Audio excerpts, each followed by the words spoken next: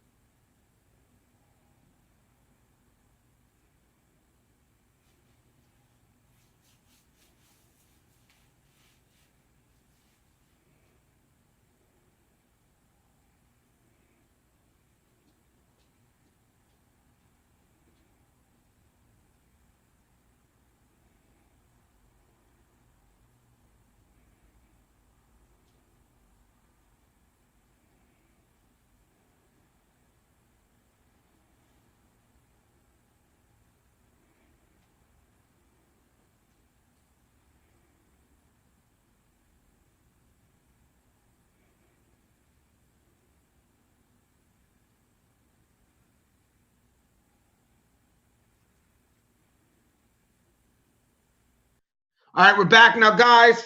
You've seen the video. I know you guys, this video has to hit home for a lot of you guys because even if it isn't you, it could be you, or you know somebody who went through that, so it's personal. Now, Rosie, let's just, I got to ask you first, you know, what made you want to come into corrections, and how did your family, or what did your family think about that?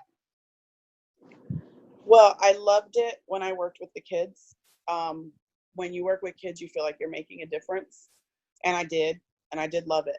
When we and my family relocated to North Carolina, it was suggested to me by a friend that I met at a previous employer to try the prison system since I had experience.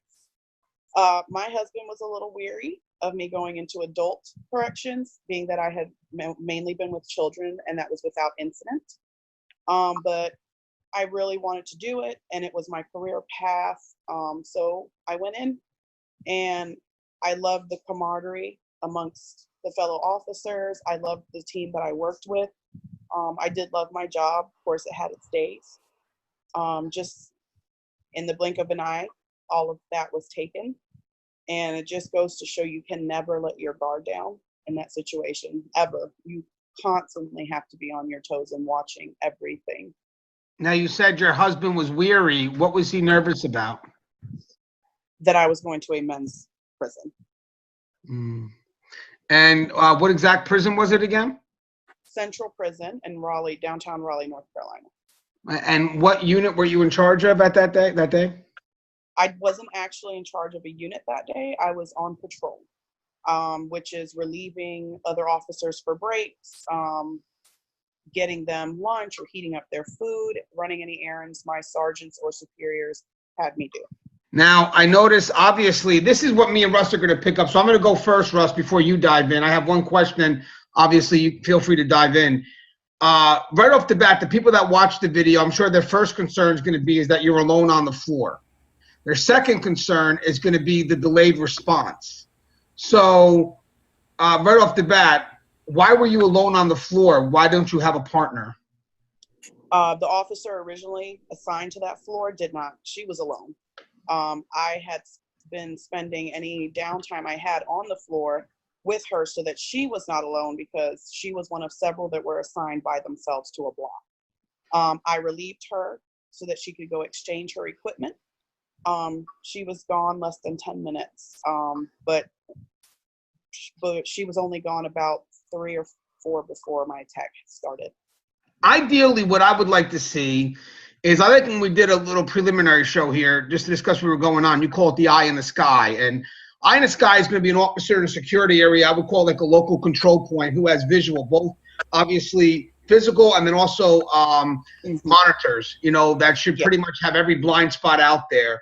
That's someone that when you're on the floor, you really rely on. But that person's protected and really is not the person that should run to you. It is the one that's going to call the code and make sure assistance gets to you. But I always ask for that second officer on the floor, because first off, the presence of the second officer could deter. And also, that's an immediate response for that officer. And even if you're outnumbered, sad to say, 2 sharing a beating is better than 1 every time. But Russ, what were your thoughts when you originally saw her on the floor by herself?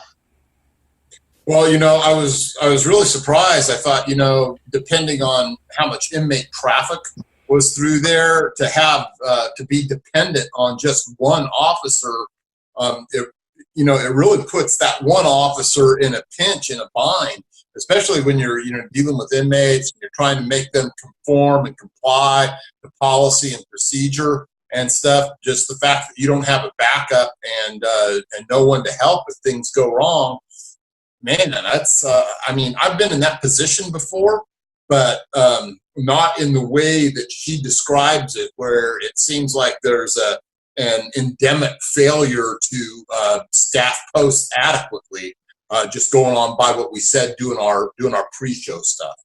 And guys, we're talking about a mental health unit.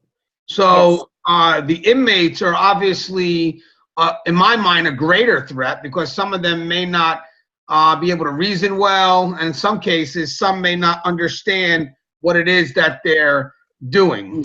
And unfortunately right now, it's sad to say, I know there's mental health concerns, but we need to find a way to balance their concerns with our safety and security. Now, I noticed there was one inmate out at that time, but then eventually, as the video progresses, there are more inmates being out. So was this like a rec time?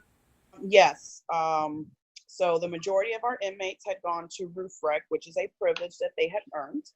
The ones that were still left either did not want to go or had not earned that privilege, and they were enjoying indoor rec, which is basically TV or cards or what have you, anything that, is quiet. It was the last hour of the shift, so I had just sat down to get the end of the shift paperwork started, trying to get those things done as the officer I relieved was returning her equipment and signing that in, and that's what we were in the process of doing. I believe that this inmate planned the attack. I was told that after they reviewed the footage from the entire shift, the investigative team, that they believed that he did in fact plan it, and that I was targeted because I fit his victimology preference. Because he had a history of attacking female staff over his years in incarceration. So did you routinely do the breaks for that unit? That day I was relieving everyone, so I was going around to the booths and making sure that my officers were fed. If they needed coffee or their food heated up, I was taking care of that. Any errands that my superiors asked me to run, of course, I had to do. It was a slower day, quiet, very uneventful up until that last hour, actually. And you never even seen him coming up to you, correct? You were focused on the paperwork? I didn't. I was doing paperwork, and I didn't see him until he was close, dangerously close. And as you saw, I did not have enough time to get away. To distance myself, I should say. Yeah, I mean, see, that's another thing, too. A lot of us, when we come onto a shift or we have that paperwork, you definitely need that relief, because obviously if you have to remain on the floor to be vigilant, you can't do the paperwork and be vigilant. So it's good to have another officer to have your back, or if it's possible, to do the paperwork in a secured area. But having said that, there's no presence on the floor. So you always want to make sure you have that backup. So when you're focused on that paperwork, the officer has your back. So if there was another officer there, he would have saw that inmate coming, and he would have told you, Rosie, hold on, or she would have told you, and you would have been alerted. Well, the one thing that really strikes you when you see the video is when you look at it, you're prepared, because you see the body language of the inmate, and it kind of does look like he's probably up to no good. But then when he makes that initial, he had also fully exposed himself before he approached me. He was fully nude in the waist area. Oh, really? Wait, really? Is that yes? He had fully exposed himself. He was exposed. At the trial, he was actually he was given sexual predator status for the remainder of his life. He has the pants on. He had fully opened them and lowered the front of his undergarment so that he was exposed. He admitted to the officers that were detaining him, when they asked, why did you do this? He wanted to get some. In his mind, he wanted to rape me, and he was trying to knock me unconscious to do that. And he did succeed a couple times, but they said I kept regaining consciousness, because the investigative team, I guess they watched the video in all different angles, slow-mo, what have you. I don't remember being choked unconscious. I have no recollection of that, but I was told that I was. In the hospital, my throat hurt so bad, but I had no recollection of being choked, so I did not know why it hurt. They actually told me that. Now, this was something that apparently, judging by what you described before, this was his same modus operandi in previous attacks? That's correct, yes. Oh my God. I was his citations, I guess you call them, are public record. At the prison, me and my husband were able to pull them and print them off, and there were about 10. Oh wow! So he's a serial offender. Yeah, on female staff, yes, sir. Let's go to the person that should have at least had your back from a distance, the eye in the sky. So, what was the delay response there? What was she doing? We were not given a clear answer on that. I don't know. I only know when I zoom in with friends and family, when we zoomed in. I wanted other opinions, so I had multiple people do this just to make sure I wasn't seeing things. And they all said the same thing. You can see that officer wiping a rag across the table right in front of the window, walking around. but not opening the door, not calling for help. The call for help actually came because of a nurse calling master control, letting them know we had an officer down. And those are the psych nurses that work on the unit with the inmates? Yes, one nurse was ran to the bathroom because she thought that the other officer that I had actually relieved was in the restroom. They didn't see her leave. They were doing their charting behind in the booth, which you can't quite see on camera. I'm not sure. There's a nursing booth. They were doing charting. They didn't actually see her leave. So one nurse ran to the restroom. She believed that's where she was, and she was not. There was another nurse in that booth that got on the phone and alerted master control that there was an assault happening. And that's how the other officers were alerted. How long were you on the unit before you got assaulted? Maybe 5 minutes. I talked to the officer. She said, I'll be right back. I'm going straight there and straight back. I said, oh, it's fine. I remember telling her it was fine because she hadn't been off the block the entire shift. And it was the last hour. You figure smooth sailing from there, right? So I told her, go ahead. I got it. I took a call from my husband that lasted about 5 minutes, so maybe 5 to 7 minutes. I took a call from my husband that was almost the last call we had. Spoke to my kids really quick. They were in the middle of making dinner. I told them, I'll see you guys soon. Mommy be home soon. Hung up the phone, walked to the table, sat down. Didn't even really start any paperwork. I don't believe I was reading over what was done, what she had gotten done to know where to start. And next thing I know, I had an inmate on me. Hey, Rosie, was there any noise that she could have heard? I mean, obviously, visually, she wasn't paying attention, but could she hear anything? I remember myself yelling, and I remember hearing the nurse screaming, because I remember, it's funny what's going through your mind, but I remember thinking, God, she's screaming so loud, because the nurse that was running back and forth, she was screaming. And I remember hearing it. It was like booming in my head, because I was also getting hit, so everything just felt intensified. And I remember her screaming. She was screaming. Why? But when you had the screams going on, because I do see the lady going back and forth, she couldn't hear the screaming? The officer that was your eye in the sky? Not to my knowledge. Again, I was not given any information on what she was doing. My attorney and the DA's office asked for the video from that booth because they were considering more charges, but the video was never provided. Russ, I mean, first off, damn her for not doing her job. Your officer's on the floor. If you're not looking at that monitor, then you're looking directly on the floor, at all times. But I'm surprised that she couldn't hear what was going on, right? That was reverberating through the entire crew. All the officers you saw come in, that was every officer we had on the unit that day. Officers from other units locked down their entire units, told all the inmates are sorry, you got to go in. They locked down their units to come because they kept calling on the PA. So they knew it was dire. That was every officer we had that showed up. My unit manager was there. You guys don't have, we mentioned before about you guys being understaffed. So your response team are coming from the unit. You guys don't have a response team in the wings? We didn't even have enough staff to cover our unit. The staff you saw come in, I think that was every staff member we had scheduled in the mental health unit. The mental health unit it's large. Hey, Russ, real quick. How many times have me and you ever discussed the fact that I don't care if people think that they're doing nothing, pay for that damn immediate team of 5. You could rotate it, do whatever you got. But if you just have an immediate team of 5 just standing on the wings every day, you always are going to have that immediate response. Yeah, that's one way to address it, to have a response team. So I'm curious, in that particular unit that you were assigned to when this happened, what is the typical complement if you're running at 100% manpower for that shift? How many officers are there on the floor? How many officers are eye in the sky? And how many do you have that are on what you mentioned as patrol or whatever?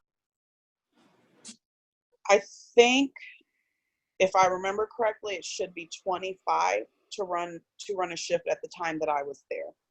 That's including all the booths, all the cell blocks and the 2 patrols. And then of course you have your sergeants and your unit manager, which I don't count them because they're always there. You can't run a shift without your leadership. They have to be there. How many should have been just in your unit, and how many were actually there for the whole thing? You said 25. How many were actually there? I believe we only had 18. I have it written down in my files. I do believe that we only had 18 because I remember having to repeat that number a lot. Okay, hey, if I may, how many are supposed to be on the floor with you again? On the unit, on that block, it's supposed to be 2 officers per block. But there was only 1 assigned to that block, and that wasn't the only block that only had 1 officer. I mean, we were extremely short that day. Right, no, but I'm saying about the eye in the sky, it is kind of normal to have the 1 eye in the sky watch 2 units. I've seen that elsewhere. Yes. I mean, again, I would like them only to see 1, but my concern is you need those 2 officers on the floor. And so let me ask a question. When you were going in the shift short at 18, wasn't there people you can mandate from the prior shift? Not if they work the next night, because if they're the ones relieving us, it's kind of hard because we're on 12-hour shifts and we only have 2 rotations, A and B. I was on A. If we're being relieved by B and we're relieving B and that's who's relieving us, or vice versa, it's kind of hard to mandate them because then you're going to be short on night shift because those same people can't cover night now. And so there were times when we were required. I mean, they draw names and do what they had to do and tell somebody's got to stay for X amount of hours. But they didn't do it that day. We didn't have anybody stay over that day. But I know there were times on my shift where some of us would have to stay.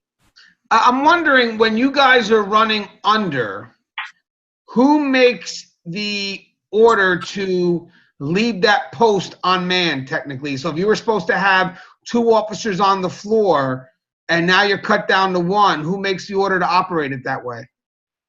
I'm not clear on that. I just know it came from way above my pay grade. What do you got, Russ? Well, the thing that really strikes you when you see it is that amount of time that happened, and all the injuries have more time to occur within that span because of not getting the word out. I was actually told, Russ, believe it or not, by my warden. I was in his office. I was extremely pissed off, as you can imagine. I was looked in the face and told that her response time was adequate and that I did not have a reason to be upset. Well, I am so serious right now. I want you to understand that I'm only laughing because it's laughable to take a position like that. But regardless of what the response time was, the response time was lengthened by the fact that it was being run short and it was being run full steam ahead. And that's indefensible. You could defend maybe, an officer making a mistake or not being on the ball or not instantly getting it. But to just say that, it was going to happen anyway when you should have had 2 people there on the floor, that's indefensible. The amount of time the officer, the eye in the sky took really is beyond the pale. I can see someone not instantly being tracking on it, but man, you should be making, constant contact, looking at what you're doing down there on the floor. Maybe not every second, but at least every 10 seconds. And I just, it's appalling. I have been the eye in the sky many times. And my staff trusted me when I was in the sky. I had a good rapport with my staff because they knew I was on it. I would get out my chair. I would walk. I would stand at the window if they had inmates out and watch. I kept my radio in my hand. I made sure I was close enough to open the doors. I was always ready because in my opinion, you have another officer's life in your hands. An officer can die just as quick. In my attack, I could have died, almost did. And getting on the radio and opening those doors so that they can rush in when they get there, that makes a big difference.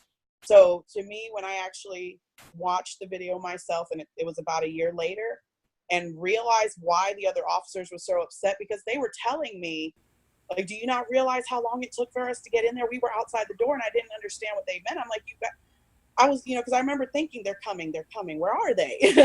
And they kept all of them were telling me when they came and visited me or talked to me, we were trying to get to you. And I didn't understand their anger until I saw the video myself.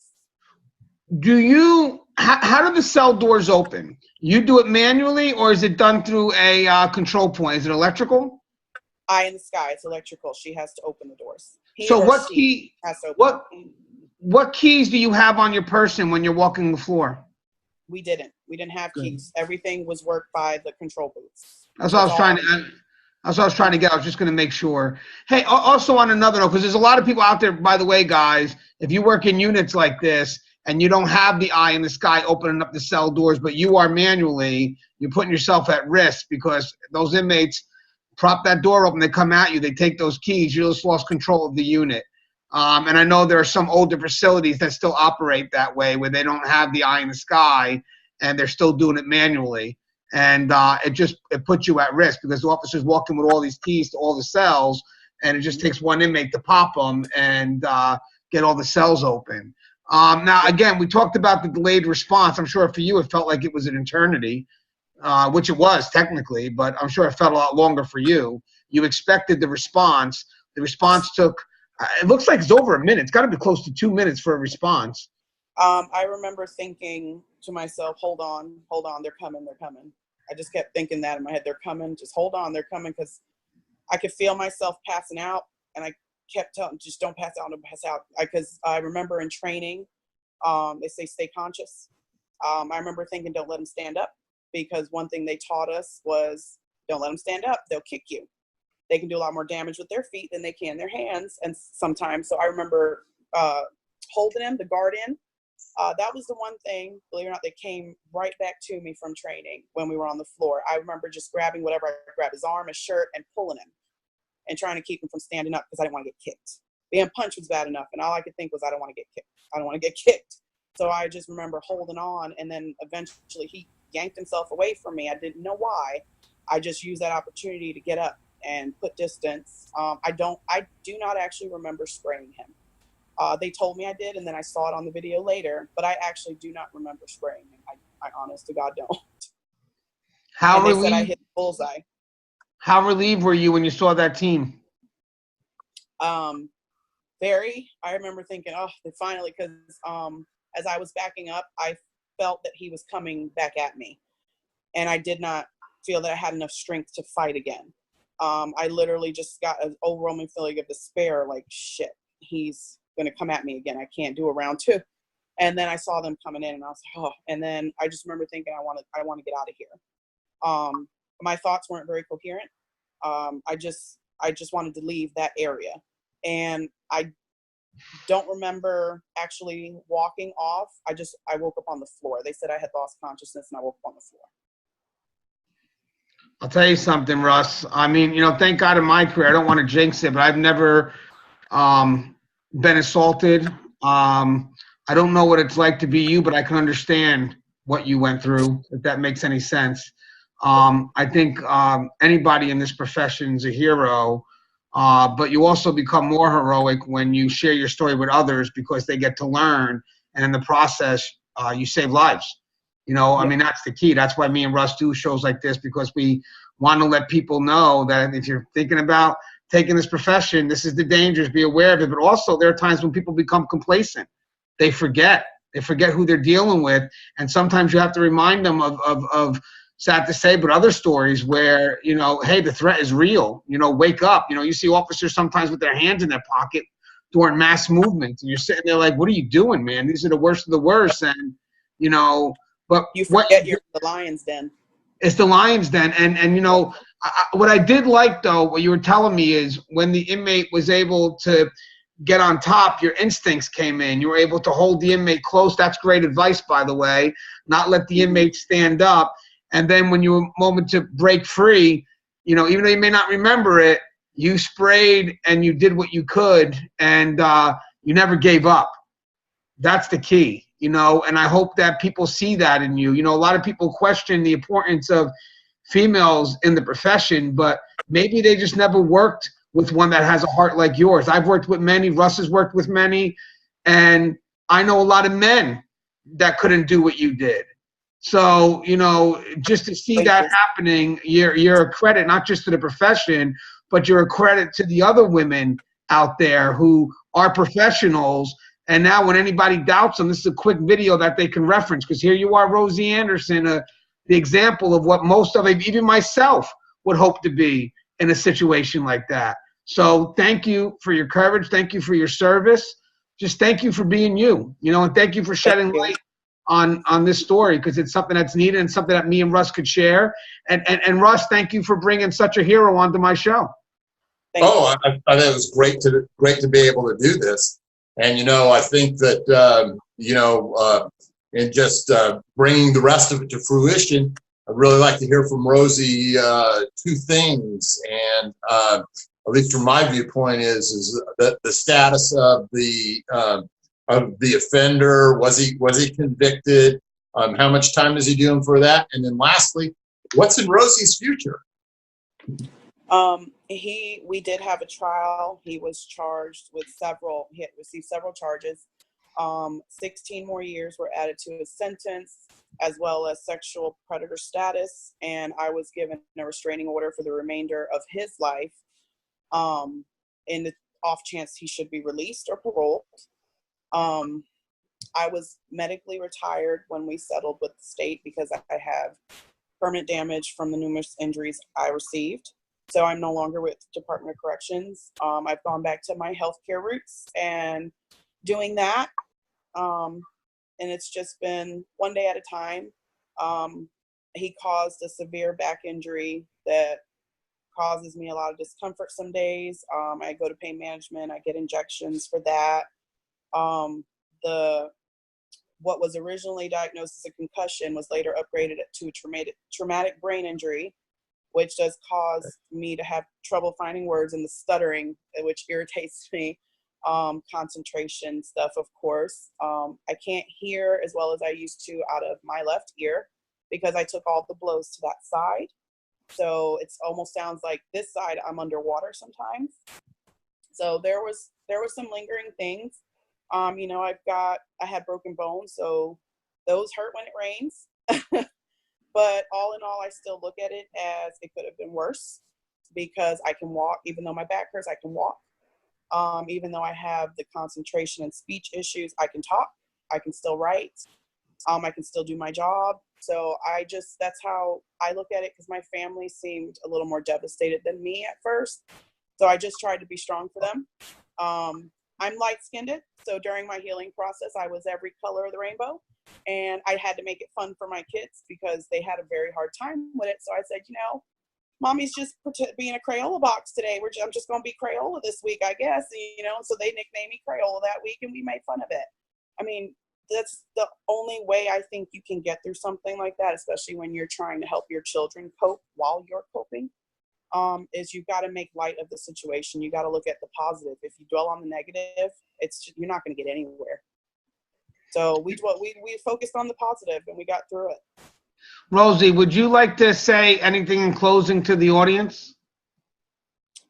I believe that any staff member working in our profession, and I loved my profession when I had it, you have to keep your eyes open. You cannot have that attitude that it's a 9 to 5 and I'm a clock out at the end of the day and go home, because you don't know that. You really don't. And that was proven to me. You don't know that. I walked into work and I got rolled out. So you have to be on your toes. Remember what they teach you in training, because it will come back when you're in a crisis. You'll be surprised what comes back to you when you're in a crisis. So pay attention when you're in training and watch your back. Be a staff member that is known for watching your partner's back, because that is life or death in there. If you're respected and they know that if you're up in the sky or down on the floor, you've got their back, they're going to have yours. Well said, Rosie. Well said. Russ, you have anything in closing? You know, I just want to thank Rosie for appearing here with us.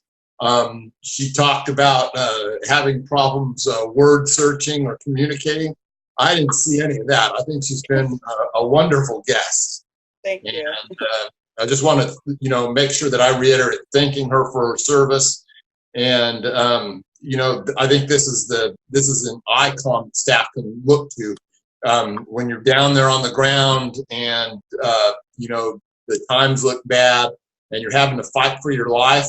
Man, remember Rosie, she made it. You can too. Hey, Rosie, obviously, I said it before, I'll say it again. You're a hero. You know, people are going to hear your story. They're going to learn. They're going to listen to what you just said at the end and understand that, you know what, this profession, it didn't get the best of you. You know what I mean? And behind that, you made a sacrifice, but that sacrifice is going to save others' lives. So, you know, again, I wish I could be an example like you, but I don't know if it's in me, but I do know it's in you. So thank you, Rosie, and thank you for being that example that we need in this profession.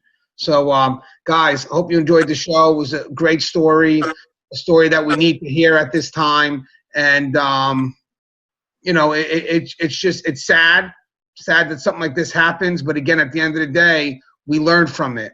And at that point, that's a sacrifice. It's sad it had to happen, but we learn and we make sure it doesn't happen again, right? It's about preventing, and that's why we do a show like this, but it's also about recognizing true heroes, and Rosie is one. As always, guys, the show is Tear Talk. If you haven't, please subscribe, interact, engage, comment, hit that bell. That bell is going to notify you every time I post up a video. Stay safe.